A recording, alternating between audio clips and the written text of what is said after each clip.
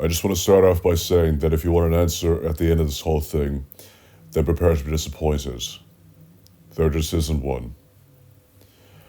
I was an intern at Nickelodeon Studios for at least a year until I was in the fire for my degree in animation.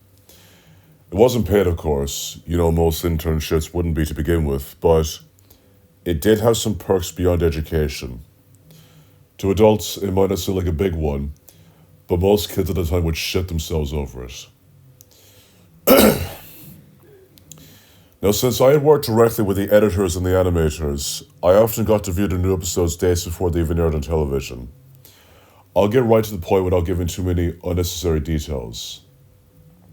At the time, they had just very recently made the first SpongeBob movie, and the entire staff was somewhat sapped to creativity after they were coming home from a wedding party. So as a result, it took them a lot longer to start the fourth season. But there was a bigger problem with the series' 4 premiere that set everyone and everything back for several months, even causing some people to quit as a result. Me and 2 other interns were in the editing room along with the lead animators and the sound editors for the final cut. We had received a copy that was supposed to be called Fear of a Krabby Patty, and we got it on the screen to watch. Now, given that it's not final yet, animators often put up a mock title card, sort of like an inside joke for us, with phony, often lewd titles such as How Sex Doesn't Work Instead of Rockabye Bivalve, or Who's Shat in the Sting Instead of Club SpongeBob, or Jesus Stole My Scrotum instead of I Was a Teenage Gary, or Give Me Your Sleeve Bitch instead of Plant His Army. Nothing particularly funny per se, but more or less, work-related chuckles to get us through a hard day's work, dealing with unnecessary bullshit. So when we saw the title card, Squidward Suicide, none of us thought it more than just a morbid joke. A track from the Association Production Music Sound Library plays to set the scene of the episode. The name of the track I don't remember. The story starts off with Squidward practicing his clarinet, hitting a few sound notes like normal. We hear SpongeBob and Patrick laughing outside, and Squidward stops, yelling at them to keep it down, as he has a concert that night and he needs to practice. SpongeBob says sure thing, and he and Patrick go to see Sandy. The bubble splash screen comes up and we see the ending of Squidward's concert. This is the point when things begin to seem off. While playing, a few frames repeat themselves, but the sound doesn't. At this point, sound is synced up with animation, so yes, that's not exactly common. But when he stops playing, the sound finishes as if the skip never happened. There's a slight murmuring in the crowd before they begin to boo him. Not normal cartoon booing that is often common in the show. A level of booing that has a serious level of malice in it. Squidward is in full frame and he looks visibly afraid. The shot goes to the crowd with SpongeBob and Patrick in the center frame, and they too are booing, very much unlike them. What's odd is that everyone has hyper-realistic eyes in the shot. Very detailed. Clearly not shots of real people's eyes, but something a lot more real than just CGI. And I mean a lot more real. The pupils are red as well.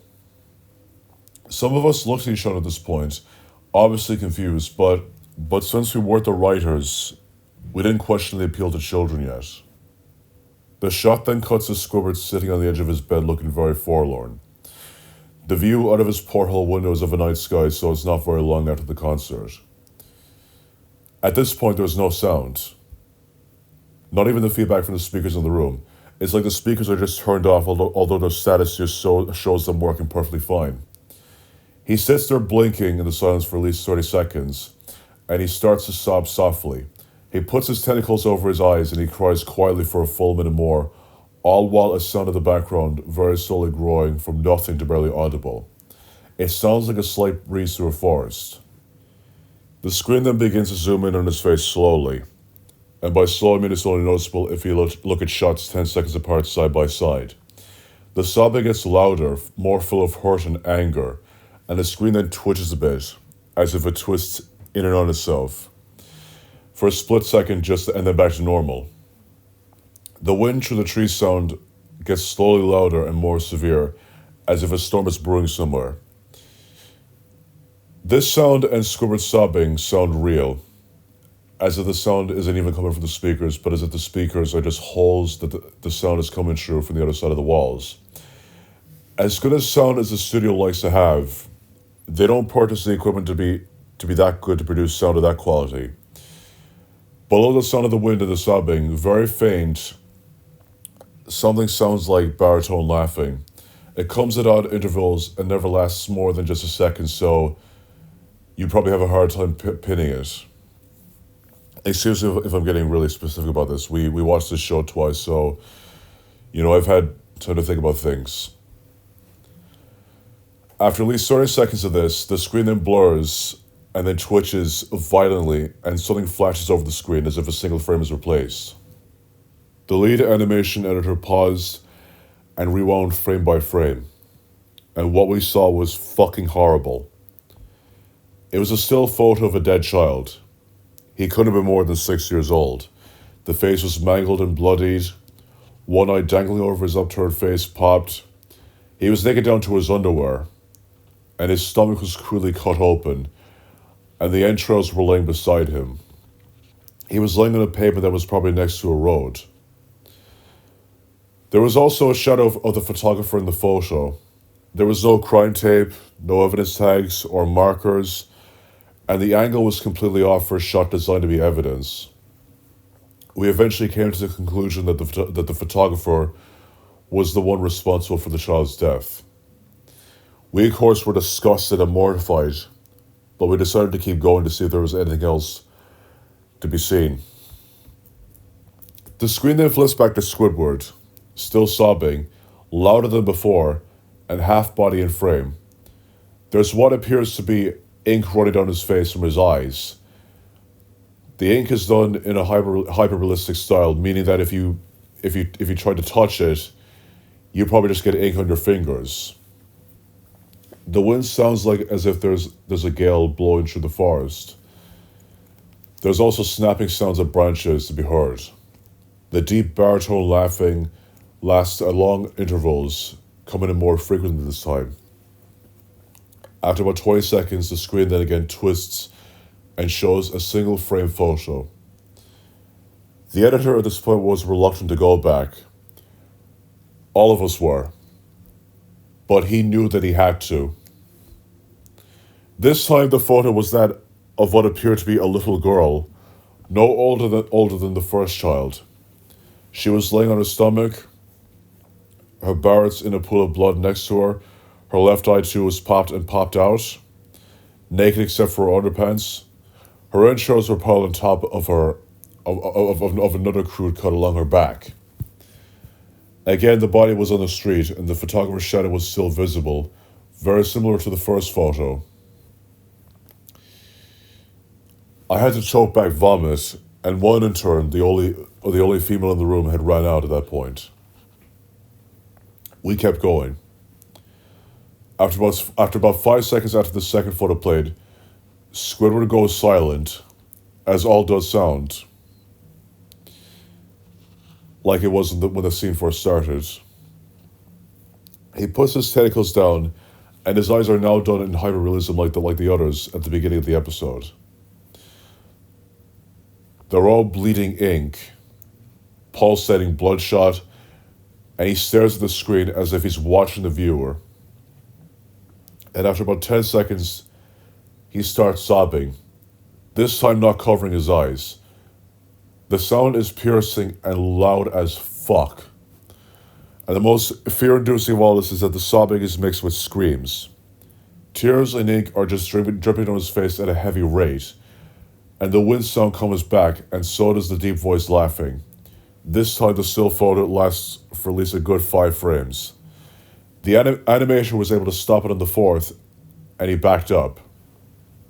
This time the photo was of a boy, about the same age as the first child. But this time, the scene was different.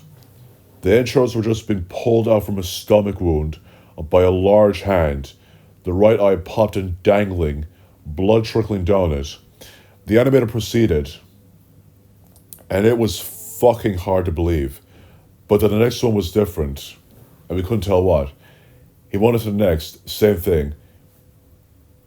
He went back to the first one and he played them quicker, and I lost it. I vomited on the floor. The animating and the sound editors gasped at the screen. The 5 frames were just not as if they were just 5 different photos. They were played as if they were frames from a video, and we saw the hand slowly lift out the guts, and we saw the kid's eyes focus on it. We even saw 2 frames of the kid beginning to blink. The lead sound editor told us to stop the video because he had to call in the creator to see this.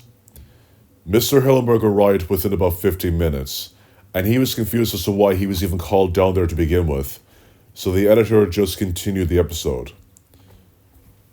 Once a few frames are shown, all screaming and sound again stops. Squidward stares at the viewer, full frame of the face, for about 3 seconds, and the shot quickly pans out, and we see in Squidward's tentacles a shotgun. He puts the gun in his mouth and he pulls the trigger. Ink and brain matter splatter all over the wall behind him and his bed, and he flies back with the force. The last 5 seconds of the episode show his body on the bed, on his side, one eye dangling what's left of his head above the floor, staring blankly at it. The episode ends. Mr. Hillenberg was pissed at this. He demanded to know what the fuck was going on, and most people at that point had left the room. So it was only a handful of us to watch it again, and viewing the episode twice, I started to imprint the entirety of it in my mind, and that was a big fucking mistake on my part. The conclusion that we came to was that the file was edited by someone in the shade from the drawing studio to here. The CTO was called in to analyze when it happened, and the analysis of the file did show that it was edited over by new material. But the timestamp of it was a mere 24 seconds before we began viewing it. All equipment involved was examined for any foreign software and hardware as well as glitches, as if the timestamp may have been glitched out and it showed the wrong time, but everything checked out fine. We don't know what happened, and to this day nobody does.